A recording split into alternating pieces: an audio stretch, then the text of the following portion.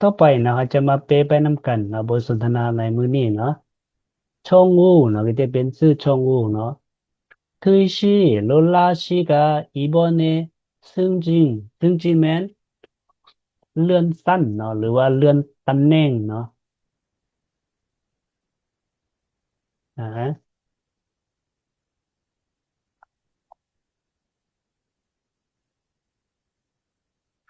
คือโลล่าเนาะเราเราเราบอกว่าตัวชีเนาะโลล่าชิกาเนาะโลล่าครั้งนี้เราได้รับการเลื่อนตำแหน่งหรือว่าเลื่อนสั้น이야기 들었어요อ่าเจ้าฮู้แล้วบ่เนาะหรือว่าได้ยินแล้วบ่อ่า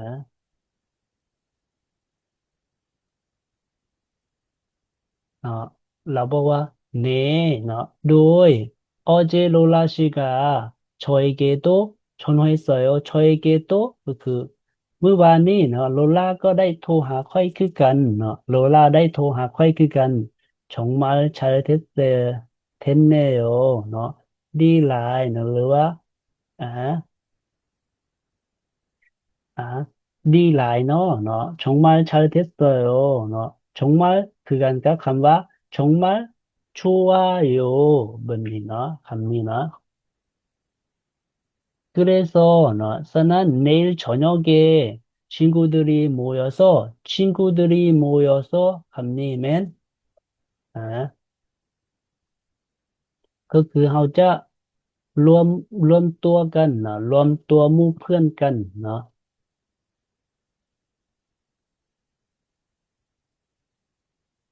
아, 롤라 씨 승진을 축하해 주려고요. เนาะคำนี้แม่นตั้งใจเนาะตั้งใจจะอวยพรเนาะการเลื่อนสั้นให้แก่อ่าโลล่าหมู่ของมื้ออื่นตอนแรงเนาะหมู่เฮาจะรวมตัวกันเนาะจะอวยพรตั้งใจจะอวยพรเนาะการเลื่อนสั้นเรื่องตำแหน่งเนาะให้แก่โลล่าเนาะ 2시도 시간 있으면 내일 하나 식당으로 오세요. 너 2시เจ้าก็คือกันเนาะถ้ามีเวลาเนาะมื้ออื่นมาที่ห้านอาหารเนาะฮานาเด้ออะฮะคำว่าฮานาชิตังแม่นห้านอาหารฮานาเนาะ좋아요เนาะดี갈게요จะไปเนาะ 저도 뭘 좀 도와드릴게요. คำว่า 저도 뭘 도와드릴게요. ค่อยก็คำว่าโตก็คือค่อยก็จะไปเนาะช่วยเล็กๆน้อยๆหรือว่าค่อยก็เช่นเดียวกันเนาะค่อยก็จะไปช่วยในบางสิ่งบางอย่างแบบนี้เนาะเราสามารถใช้คำนี้เนาะได้เนาะ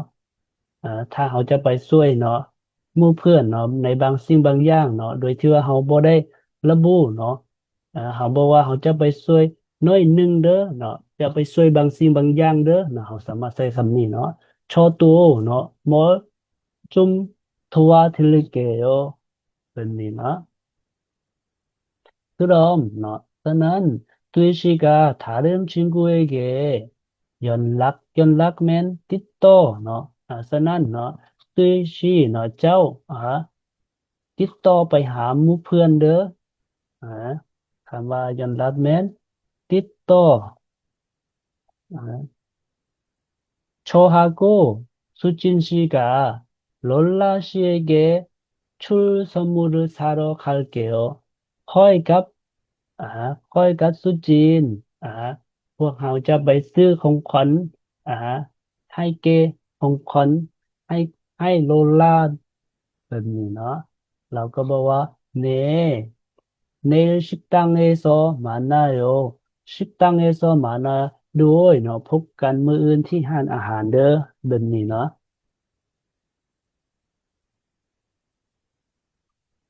พอเข้าใจบ่โดยเข้าใจในที่นี้มีคำศัพท์ใหม่แม่นอยากให้เราบันทึกไว้เนาะแต่ว่าถ้าบ่มีแม่นบ่เป็นหยังเนาะแต่ว่าถ้ามีแม่นอยากให้บันทึกไว้เนาะเราจะได้เบิ่งคืนเนาะอาจารย์ โดยฐานหน้อยหนึงเลยประโยคที่ว่าโชโตโมชมโทวาทือลีเกโยตัวนี้แปลว่าอะไรก่อนอืมตัวนี้แม่นค่อยก็เนาะคำว่าโชโต้เนาะค่อยก็จะไปช่วยเนาะค่อยก็จะช่วยเนาะในบางสิ่งบางอย่างเนาะค่อยก็จะไปอ๋ช่วยอในบางเรื่องเนาะไปบางสิ่งช่วยบางสิ่งบางอย่างแบบนี้เนาะเช่นว่าเขาบ่ฮู้ว่าเขาไปช่วยอย่างอาจจะเป็นจัดโต๊ะจัดตั้งเนาะหรือว่าล้างถ้วยล้างบวงช่วยเกียรอาหารพวกนี้เนาะแต่ว่าเขาบ่ได้ระบุเขาก็คือค่อยก็จะไปช่วย โลล่าน้อยหนึงเลยค่อยก็จะไปช่วยเจ้าน้อยหนึงเด้อแบบนี้เนาะพอเข้าใจบ่เข้าใจเลยนะโดยอาจารย์เขาทำหน่อยนึงเด้โดยอ่าเกี่ยวกับตัวตือรี่นั่นเพราะว่าน้องหรือว่าเขาได้เห็นอันเขาใส่หลายตัวอย่างว่าอันจิเบตือหรือว่าอ่าชินกูตือหรือว่าอันมันมีหลายสิ่งที่เขาใส่เนาะตัวนั้นมีความหมายว่าแนวใดเพราะว่ามันปกติอยู่คำศัพท์อันยังบ่ได้ขยายมันบ่มีเนาะแต่ว่าเขาเนียมว่าส่วนท้ายตลอดมันมีความหมายบ่ตัวนั้นฮะชิงกูแมนหมู่หมู่เพื่อนล่าเนาะอ่าเป็นว่าหมู่คนเดียวเนาะอ่าหมู่เพื่อนเราจะเป็นคนเดียวหมู่คนเดียวเพื่อนคนเดียวของเฮาเนาะแต่ว่าชิงกูเดอร์ก็คืออ่าหมายความว่าหมู่ของเฮาเนาะมีหลายคนก็คือหมู่เพื่อนเนาะอืมเป็นจึงต่อแล้วก็คำว่าบางทีเขาก็ใส่พ่อแม่พวกหมู่นี่ดื้อมันหรือว่าตั้งดื้อเนาะหรือว่าอันจะมีลูกสาวบ่นั่นเขาก็ใส่พวกนั้นไปมันมีตัวนั้นมันรวมซะว่ามันมีหลายคนนำบ่โดยอ่าฮะ ชิงกูเดอร์ก็คืออ๋อหมู่หลายคนเนาะอ่าแต่ว่าพอมูนินเดอร์ก็คือกันเนาะพอมูนินเดอร์คือพ่อแม่เนาะแต่ว่าพ่อแม่ก็คือมีสองคนแม่นบ่เนาะฉะนั้นเพิ่นจึงใช้คำว่าพอมูนินเดอร์ตัวนี้ก็ได้คือกันเนาะอ่าเช่นว่าลูกสาวอ๋อของเฮามีหลายคนเนาะเฮาก็บอกว่าตาดือดีแบบนี้ก็ได้คือกันเนาะอ่า taldır, taldırı, akidiri,โดยเพราะว่ายังงงยังเห็นเขาเนี่ยมาทางไทยหลายหลายแต่ว่ายังบ่เข้าใจดียังลักษณะฮะคาดๆเดาแต่ว่ายังบ่เข้าใจลึกซึ้งอ่าโอเคโดยโอเคเข้าใจอาจารย์คือเดี๋ยวมีคำถามบ่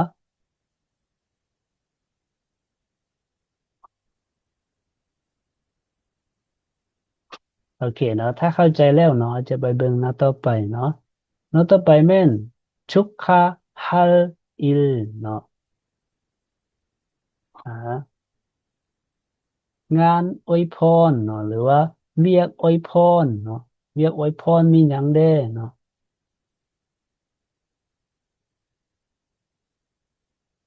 อ่า ก็จะมีเนาะถ้าเป็นอ่าธรรมดาแม้นเฮาใช้คำว่าเซงยิลเนาะแต่ว่าถ้าเป็นพ่อแม่ผู้อาวุโสแม่นเฮาใช้คำว่าเซงซินเนาะอ่าโฮโมนิมเซงซินเนาะถ้าว่าเป็นหมู่เพื่อนแม่นเฮาใช้คำว่าเซงยิลเนาะอ่าโทรในที่นี่เนาะเพราะในภาษาลาวเฮาบ่มีเนาะแต่ว่าคนเกาหลีมีเนาะอ่าวันเกิด อ่าวันเกิดก็คือวันเกิดข้างทำอิฐเนาะก็คือหลังจากครบ1 ปีเนาะมื้อนี้เขาก็มีวันเกิดเนาะที่โบสถ์คือกันเนาะวันเกิดครบ 1 ปีเนาะแม่นคนเกาหลีจะเฮ็ดวันเกิดให้เนาะอ่าวันเกิดในที่นี่แม่นคนเกาหลีจะมีเนาะให้เลือกเนาะของคน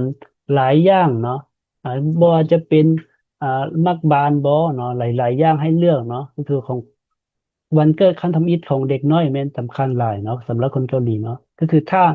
เราเลือกมากบ้านเนาะหรือว่าเราเลือกสิ่งใดสิ่งหนึ่งเนาะก็จะบ่งบอกถึงอนาคตของเราเนาะของเด็กน้อยคนนั้นเนาะเราเลือกบิ๊กแมนอนาคตเราจะเป็นคนเก่งนะฮะ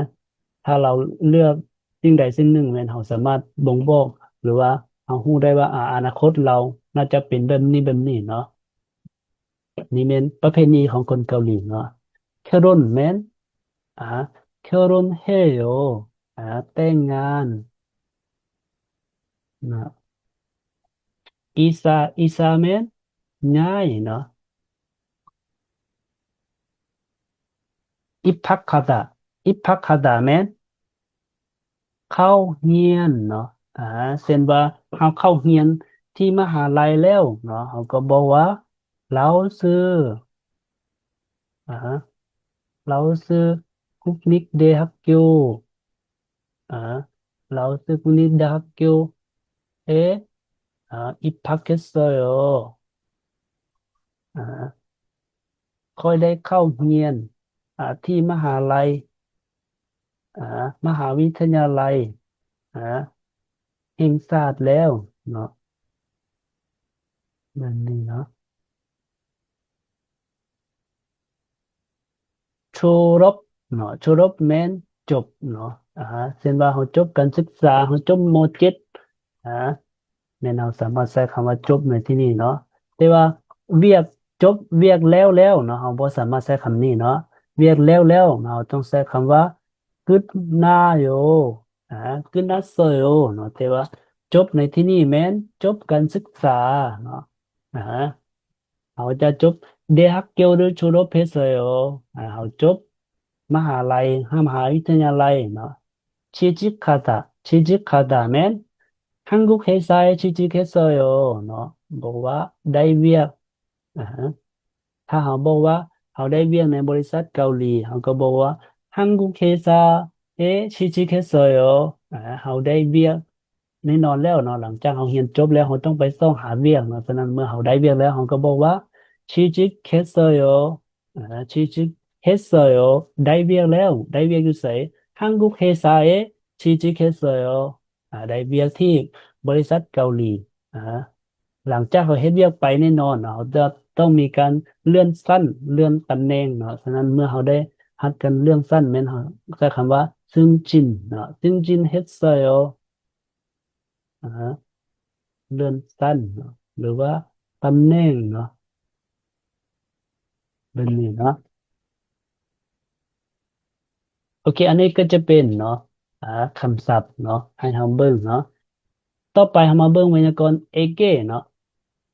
เอเก้ในที่นี่เนาะแม้นเอ่อเขาได้ใส่หลายคือกันเนาะเคยได้ใส่อาจารย์คิดว่าหลายคนเนาะเคยได้ใส่แล้วเนาะเอเก้เนาะในภาษาลาวก็คือใส่คือกันเนาะตึกเก้ฮะก็คือบอกว่าให้ของขวัญแก่พ่อแม่ให้ของขวัญแก่หมู่เพื่อนแบบนี้เนาะ ความจริงแล้วเนาะก็ยังมีเก้เนาะที่เป็นคำสุภาพเนาะแต่ว่าอ่าเอามาเบิ่งเก้ก่อนเนาะอ่า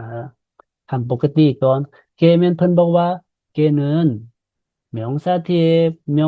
ก็คือคำนามเนาะใช้ได้เฉพาะแต่คำนามเนาะ 명사 뒤에 붙어서 어떤 행동을 미치는 상태 그 명사임을 나타낸다. เนาะความหมายเขาอาจจะบ่ค่อยเข้าใจเนาะแต่ว่า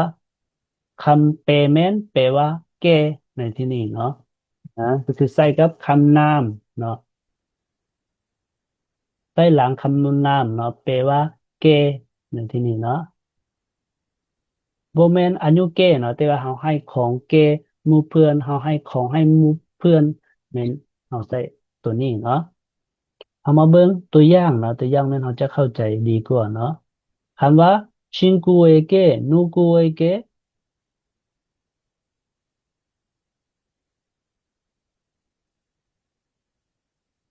누구 นาะ 누구에게 선물을 주려고 누구에게 주려고 선물을 샀어요 อ่า ซื้อของขวัญเนาะตั้งใจจะให้ไผอ่าซื้อของขวัญจะตั้งใจจะให้ไผซื้อของขวัญตั้งใจจะให้แก่ผู้ใด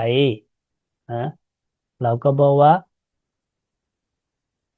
남자친구에게 남자친구에게 เนาะคำนามคำว่าให้แก้ไผให้แก้ผู้ใดเนาะให้แก้ แฟนผู้ชายเนาะ남자친구อ่า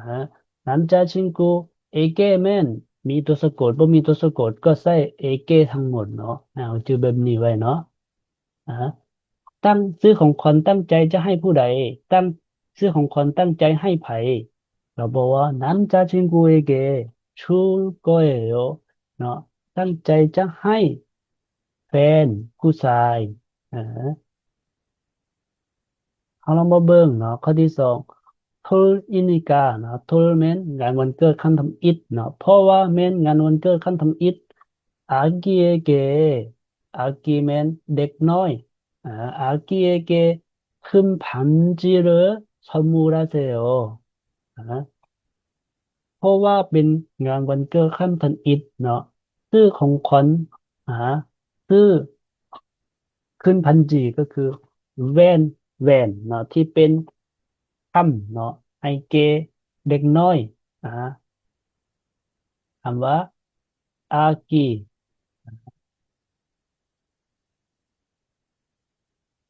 อากีต่อด้วยเอเก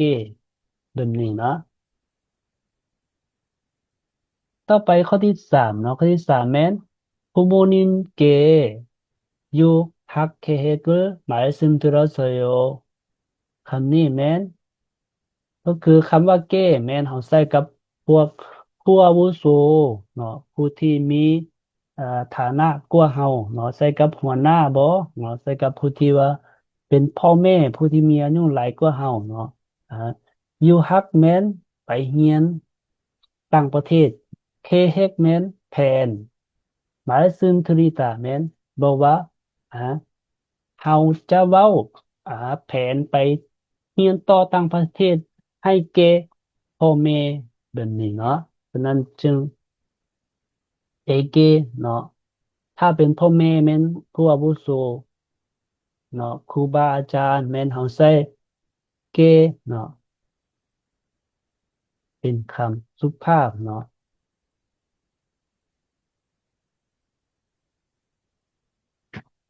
เป็นอะไรพอเข้าใจอยู่บ่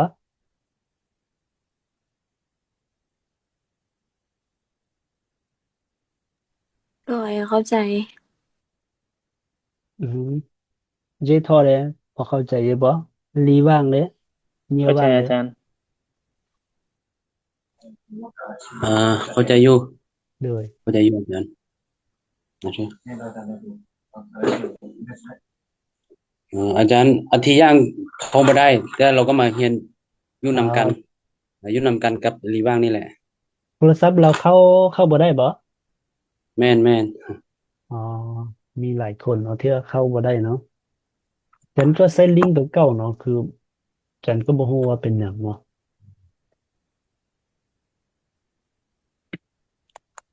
โอเคเนาะพอเข้าใจเยังวือพอเข้าใจบ่ใจเด้จามมัวเด้พอเข้าใจบ่เข้าใจอยู่อาจารย์อ่ใจอยู่อาาจารย์การโดยฮันเทใช้เวลาใดใช้ตอนเวลาใดฮันเทอ่าฮันเทกับเอเกแม่นใช้คือกันเนาะอ่าใช้คือการว่าจะโดยฮันเทเนาะฮันเทกับเอเกเนาะแม่นใช้คือกันเนาะแต่ว่าเอเกแม่นมันจะบวกตัวที่ว่าเป็นคำสุภาพเนาะตื่มเนาะอ่า โดยแต่ว่าฮันเทแมนใช้อันเดียวกันเลยเนาะอ่าบ่ว่าจะเป็นจะเป็นคำนามมีตัวสะกดหรือว่าบ่มีแม่นเฮาใช้คือกันเลยเนาะ남자친구에게 줄 거예요. 남자친구한테 줄 거예요. 아, 부모님한테 줄 거예요. 한테면 สามารถใช้ได้ทางตัวที่ว่าสุภาพบ่สุภาพแม่นใช้ฮันเทได้เนาะอ่าฮันเทก็เปคือกันเนาะเกอ่าใส่กับกันโอเคเข้าใจอาคำว่าคือจารย์กันว่าอาจารย์ใช้กับโมเมนต์คำกำมาเนาะอ๋อคำนามเนาะอ่าคำนั้นใช้กับคำนามคือกันเนาะหลังคำนามเนาะอ่าถ้าหลังคำนามตัวใดเนาะก็จะเป็นบอกว่าเกตัวนั้นเนาะพอมือนินเกอ่าสมมุติ들었어요ให้ของขวัญเกพ่อแม่ 남자친구한테 선물 줘요. ให้ของขวัญแก่แฟนคือใช้ได้ทั้งสองเนาะแต่ว่าเอเก้แม่นเราจื่อว่ามีตัวสุภาพว่าเก้เนาะที่มันใช้ด้วยตัวตัวเดียวเนาะกับพวกที่เป็นผู้อาวุโสเนาะแต่ว่าเอเก้แม่นใช้กับเนาะรุ่นน้องเนาะรุ่นที่มีอายุเท่ากับเราเนาะ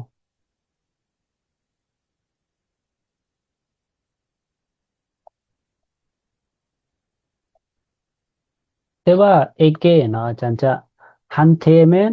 ถ้าน้องๆไปเห็นฮันเทซอเคยเห็นฮันเทซอบ่ฮันเทซอแม่นบ่ได้แปลว่าเก้เนาะแต่แปลได้ว่าจากอ่าจากในที่นี้ก็คือสมมุติว่าเฮารู้จักผู้นี้เนาะก็บอกแบบนี้เลย사장님한테서 아, 알려줬었어요. 사장님한테서 한국어를 배웠어요. ค่อยได้เรียนภาษาเกาหลีจากหัวหน้า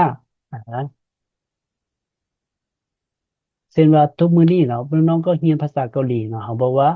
อ่า 사장 선생님한테서 อ่า สมมุติว่าอาจารย์ชื่อฮามินเนาะน้องๆก็บอกว่าฮามิน선생님한테서 한국어를 배웠어요 ค่อยเรียนภาษาเกาหลีจากอาจารย์ฮามินแบบนี้เนาะแปลว่าฮันเทละล่ะแม่นแปลว่าเกแบบนี้เนาะเสริมให้น้องๆถ้าไผไปเบิ่งเห็นฮันเทซอแม่นได้มาจากคำว่าจากผู้นี้จากผู้นั้นเนาะ남자친구한테서 돈을 받았어요 ได้รับเงินจากแฟน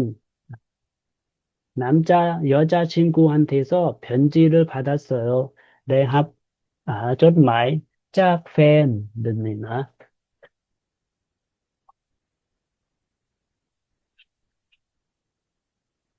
โอเคเนาะเอเก้แม่นเขาจะใส่แบบนี้มาให้เราจื้อไว้เนาะมีตัวสะกดบ่มีตัวสะกดก็ใส่เอเก้เนาะแต่ว่าสุภาพแม่นเขาใส่เก้เนาะที่เป็น2ตัวเนาะให้เราจื้อไว้เอเก้แบบนี้กับเก้แม่นใส่กับคำสุภาพนะ เราเบิ่งตัวอย่างเนาะตัวอย่าง다음 그림은 보고 대화를 완성하세요. เราเบิ่งภาพต่อไปนี้เนาะแล้วก็สร้างบทสนทนาให้สมบูรณ์เนาะเพิ่นตัวอย่างให้เราเบิ่งคำว่า 수진 씨가 누구에게 꽃을 주셨어요? 수진 씨가 누구에게 꽃을 주었어요? สุจินเนาะเจ้าให้ดอกไม้ให้แก่ไผเจ้าให้ดอกไม้ให้ไผอ่าสุจินเราให้ดอกไม้ให้ไผเนาะสุจินให้ดอกไม้ให้โลล่าเนาะโลล่า씨에게อ่า롤라 씨에게 꽃을 주었어요 อ่าคำว่า 주었어요 ก็ได้เนาะอ่า 주었어요 ก็ได้หรือว่า 줬어요 ก็ได้เนาะจะใส่อันใดก็ได้เนาะ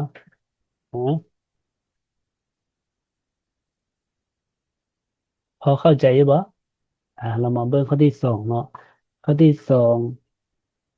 리왕 선생님이 누구에게 책을 주었어요?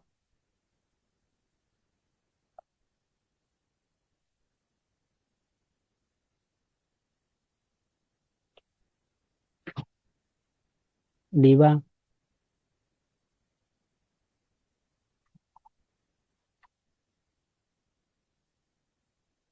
เกาหลีเกาหลีทอได้บ่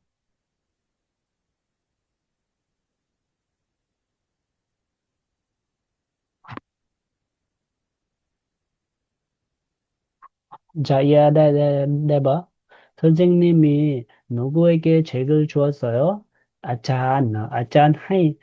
ตำราหรือว่าให้ปื้นนี่เนาะให้ไผให้แก้ไผอ่าเบิ่งรูปภาพของเห็นบ่เชียนโดยอาจารย์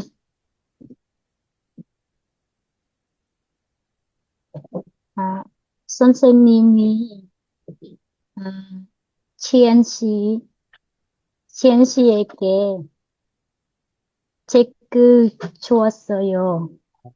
선생님이 선생님이 치엔 씨에게ก็จะมีชื่อของเราชื่อเชียนเนาะเชียนชีเนาะต่อด้วยคำว่าเอเกซื่อๆเนาะเอเกอาจารย์ให้ปื้นให้เกเชียนเนาะ책을 주었어요. โอเคเนาะเกาหลีเก่งหลายเนาะต่อไปข้อที่3อาสาสมัครมีว่า마크 씨가 누구에게 편지를 써요? 마크 เนาะเราเขียนจดหมายให้ไผเราเขียนจดหมายให้แก้ไผน้องก็ได้อาจารย์ฮะ여자친구에게 편지를 써요. 여자친구에게 นาะ 편지를 써요. โอเคเนาะเก่งหลายเนาะ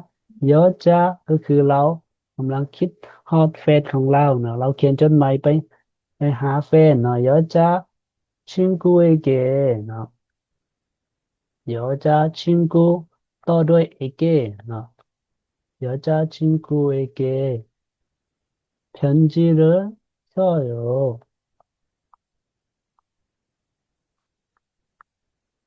แบบนี้เนาะเขียนจดหมายเนาะให้แฟนเขียนจดหมายให้แก้แฟนแบบนี้เนาะแฟนผู้หญิงแม่น여자친구เนาะแฟนผู้ชายแม่น남자친구คนนี้เนาะต่อไปข้อที่4เนี่ยว่าได้บ่타완 씨가 누구에게 전화를 해요? 타완 เนาะเราโทรหาไผเราโทรศัพท์ให้แก้ไผเนี่ยว่างได้บ่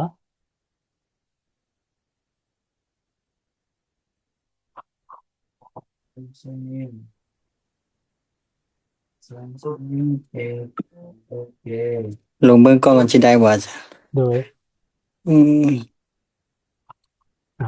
คำในรูปเพิ่นบอกว่า선생님 저요ต้องแม่นว่าอาจารย์ค่อยอันนี้แม่นค่อยแบบนี้เนาะฉะนั้นเราต้องโทรหาอาจารย์เนาะเราโทรหาอาจารย์เขาจะว่าจั่งใด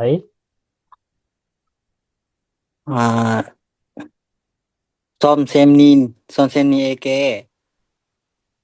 전화를 해요. 선생님에게 전화를 해요 ถูกแล้วเนาะแต่ว่าถ้า 선생님 เป็นคำสุภาพเนาะเขาจะใช้ตัวที่เป็นสุภาพ선생님께โอเคเนาะเก่งเลยเนาะ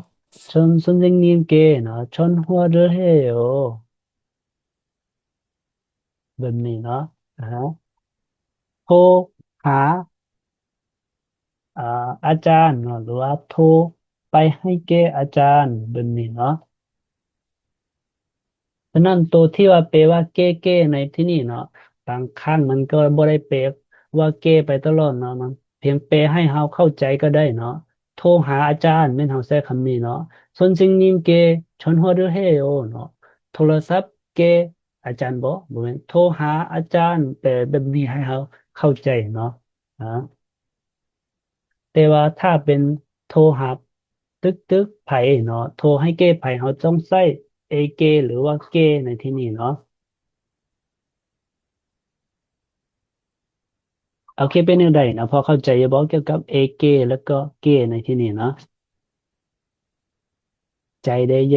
ยังบื้อได้ชามัวได้เข้าใจอาจารย์ เข้าใจอยู่อาจารย์เข้าใจอาจารย์จะเอียได้ซื้อท่อได้พอเข้าใจอยู่บ่โดยเข้าใจเจท่อได้พอเข้าใจอยู่บ่โดยเข้าใจอาจารย์เย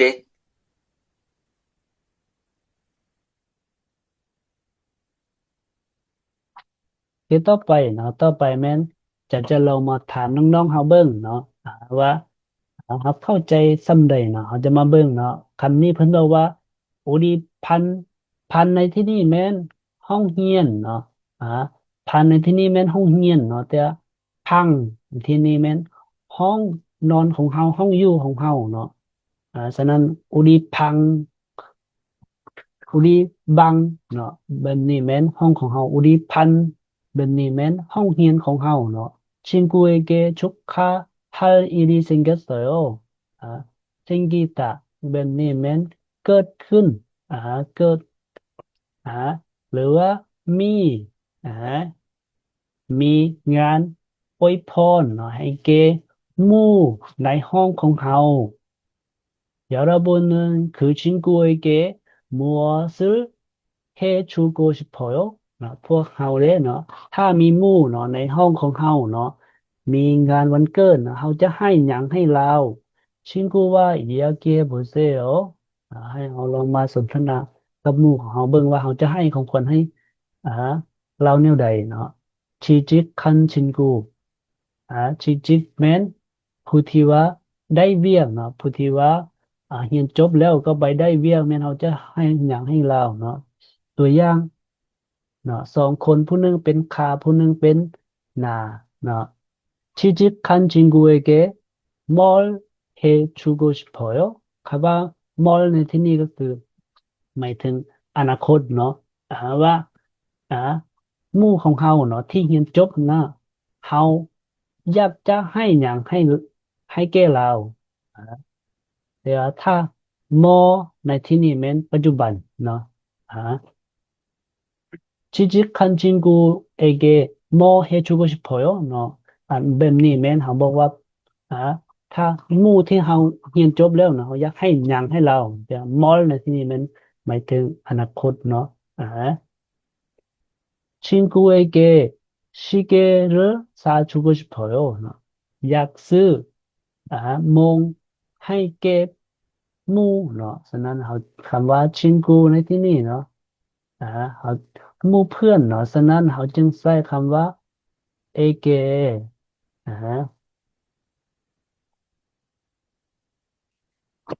เนาะแบบนี้เนาะ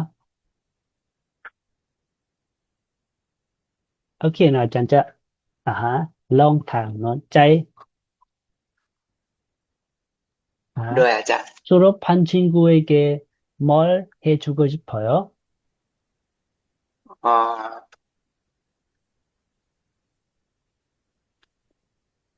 ่า 졸업하다 เนาะหมู่ของเฮาเนาะเมื่อเรียนจบแล้วเนาะเฮาอยากจะให้หยังให้เราเฮาอยากจะเฮ็ดหยังอยากจะให้หยังให้เราเนาะ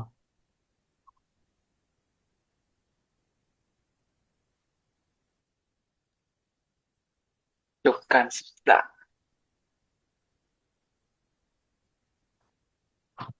ใจได้อยู่บ่สมมุติว่าหมู่ของเฮาเรียนจบเนาะเฮาอยากจะซื้อหยังให้แก่เราเนาะสำคัญก็คือจันอยากให้เฮาใส่แก่หรือว่าแก่เนาะแบบนี้เนาะ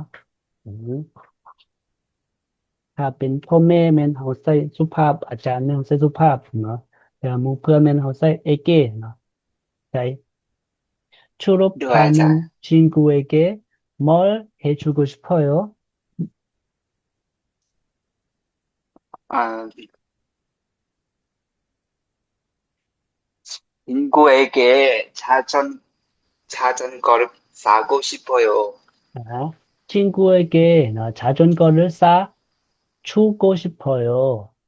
ต้องบอกว่าซื้อให้นะ사 주고 싶어요. โอเคเนาะอยากซื้อรถถีบให้เนาะ옌부대 졸업하는 친구에게 뭘 해주고 싶어요? 친구에게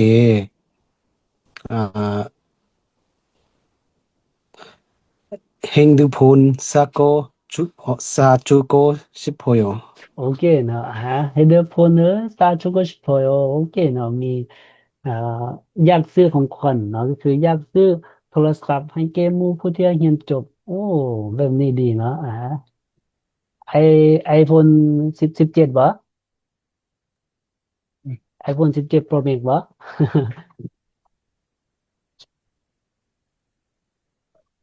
โอเคเนาะยังดื้อก็เก่งคือกันเนาะจำว่า 결혼하는 친구에게 뭘 해주고 싶어요? 친구에게 맥주를 사고 마시고 싶어요. 아, 주고 같이 마시고 싶어요. 아, อยากซื้อให้เพื่อนแล้วก็ดื่มน้ำกันบ่? 오케이, 네, 나. 아, ต่อไป 생활, 네, 아잔. 공부하는 친구에게 뭘 해주고 싶어요? อยากให้หยังให้หมู่ที่ว่ากำลังเรียนอยู่ 공부하는 친구에게 뭘 해주고 싶어요? 친구에게 커피, 커피터, 커피터를 사주고 싶어요. 친구에게 컴퓨터를 사주고 네, 싶어요. 오케이, 나. 네. 감시, 감시. rồi 아, 취직한 친구에게 뭘 해주고 싶어요?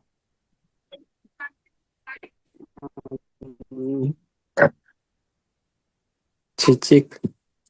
친구한테 돈,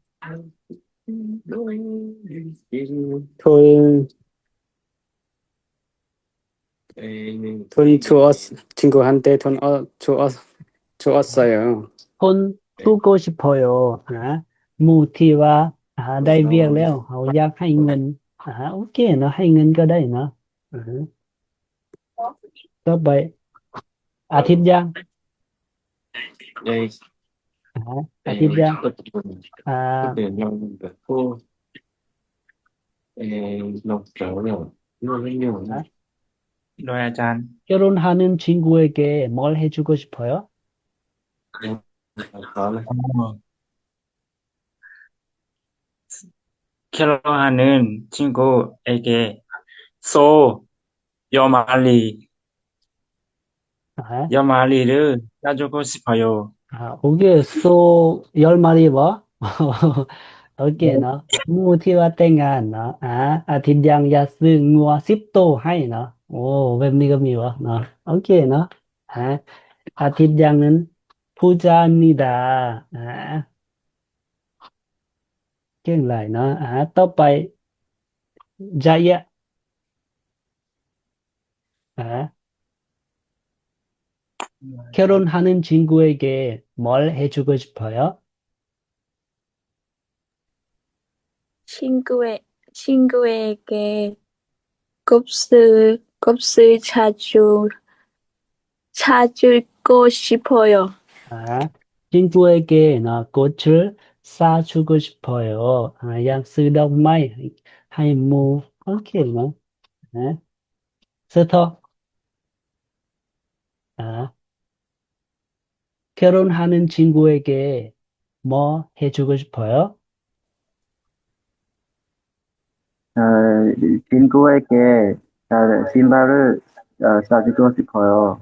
친구에게 신발을 사주고 싶어요. 니아와 공부하는 친구에게 뭘 해주고 싶어요?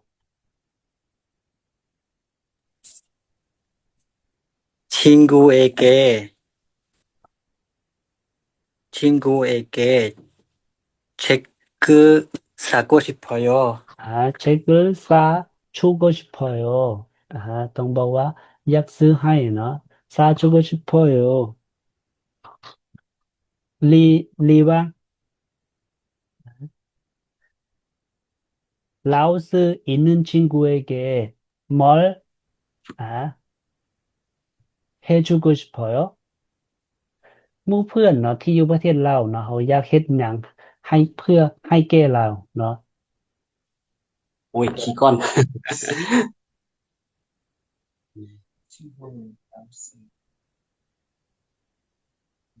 어, 친구에게 돈을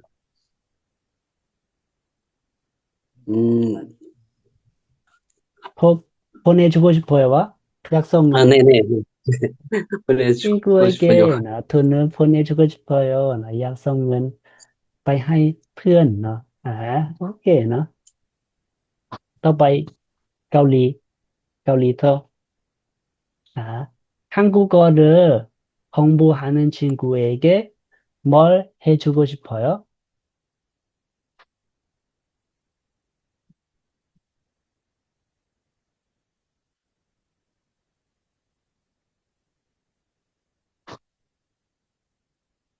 격리터 โดย 한국어를 공부하는 친구에게 뭘 해주고 싶어요? 친구에게 책을 사주고 싶어요. 친구에게 책을 사주고 싶어요 นะอยากซื้อปืนให้แก่เราโอเคเนาะเนี่ยแน่นอนแล้วเนาะเราเรียนภาษาเกาหลีเราต้องการแม่นปืนบิตซอเนาะ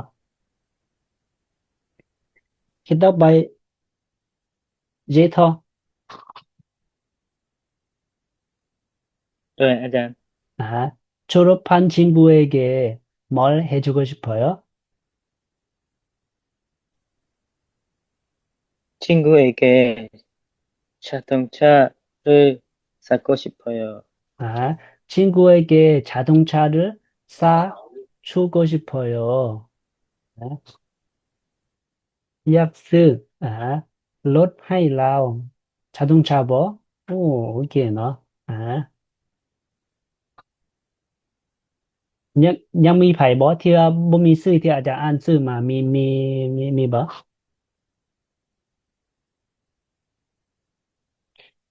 เหยียอย่างเดียวเรายังเข้ามาบ่ได้บ่ โดย โอเคเนาะอาจารย์เห็นว่านะทุกคนก็เก่งเนาะฉะนั้นถ้าเป็นหมู่เพื่อนแม่นเฮาใช้เอเกหรือว่าฮันเทเนาะให้เฮาจื้อไว้เนาะเอเกหรือว่าฮันเทเนาะถ้าเป็นพ่อแม่ผู้อาวุโสแม่นเฮาใช้เกที่เป็นคำสุภาพเนาะหลักๆก็คืออาจารย์จะให้เฮาจื้อไวยากรณ์แล้วก็คำศัพท์เนาะต่างๆที่เฮาเรียนมาเนาะบ่ว่าจะเป็นไวยากรณ์เอเกเนาะหรือว่าไวยากรณ์ที่เฮาเรียนมาอึนิกาเนาะที่แปลว่าเพราะว่าเนาะอึนิกาแม่นสามารถใช้กับพวกเซโยได้เนาะแต่ว่าอาออยโซแม่นบ่สามารถใช้กับพวกคำสั่งที่เป็นอึเซโยเนาะหรือว่าอึนิกาอึปชิตาจาเนาะ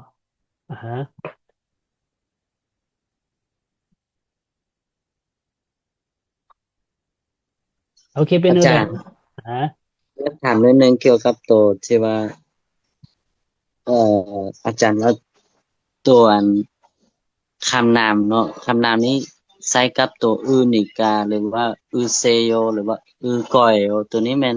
ถ้าเป็นคำนามนี้จะกลายเป็นอีใช้อีกาบ่อาจารย์บ่แม่นอีกาเนาะแต่ว่าเป็นอีตาเนาะอีตาที่แปลว่าเป็นหรือว่าแม่นเนาะ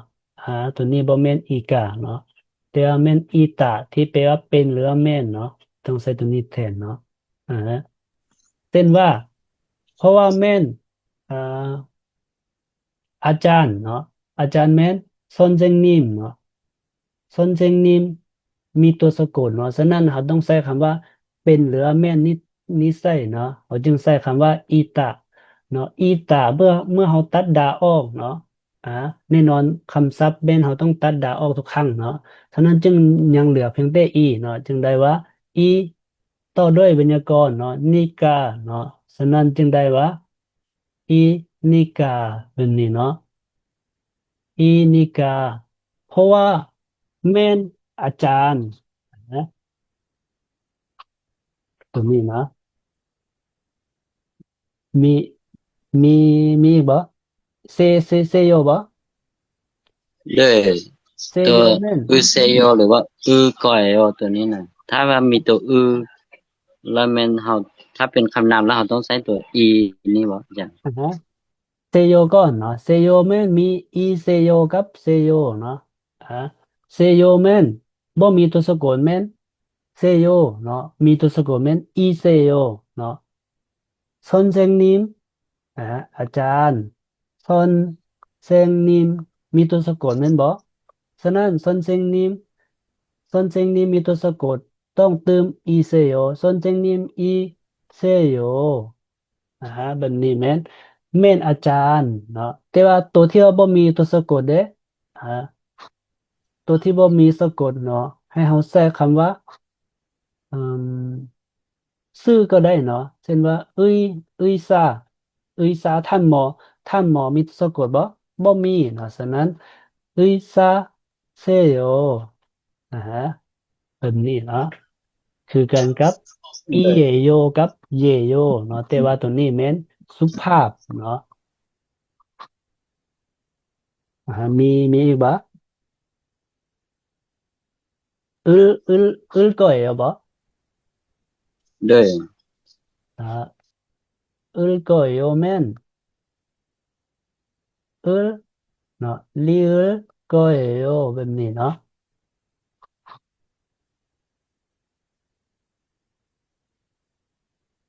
거예요 แม่นแปลว่าจะอะไรที่นี่เนาะ거예요 ตัวนี้แม่นถ้ามีตัวสะกดแม่นใส่거예요 먹다คำกรรมะ 먹다 เนาะ먹을 거예요 แบบนี้เนาะ먹을 거예요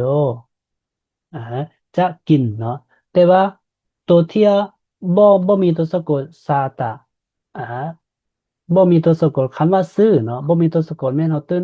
리을 거예요เนาะ살 거예요 จะซื้อ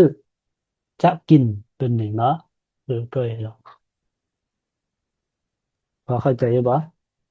เด้เข้าใจจ้ะ อาจารย์ขอถามคำถามข้อนึงเด้ โดย